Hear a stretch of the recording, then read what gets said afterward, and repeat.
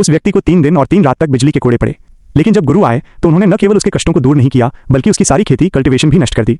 हालांकि गुरु को यह नहीं पता था कि वो व्यक्ति पहले ही संत के चरम पिनेकल ऑफ द सेंट पर पहुंच चुका था। वो किसी भी समय अपनी खेती को बहाल कर सकता था और उन सभी को एक ही बार में नष्ट कर सकता था। लेकिन उसने पलटने की जल्दबाजी नहीं की। वो बस ये देखना चाहता था कि पूर्वी गेट से और कितने सफेद आंखों वाले भेड़िए बाहर निकल सकते हैं। दरअसल वो पृथ्वी के सर्वोच्च लक्ष्य को प्राप्त करने से केवल एक कदम दूर था।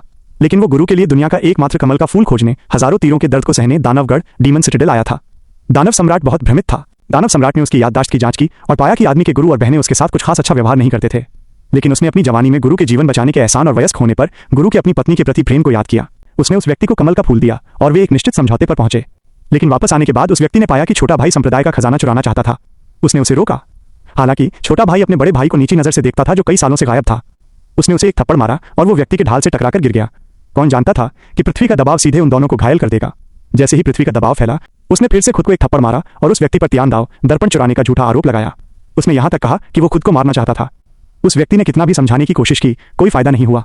तीसरी बहन ने सीधे उसे एक थप्पड़ मारा, लेकिन ये उम्मीद नहीं थी कि कमल का फूल गिर जाएगा।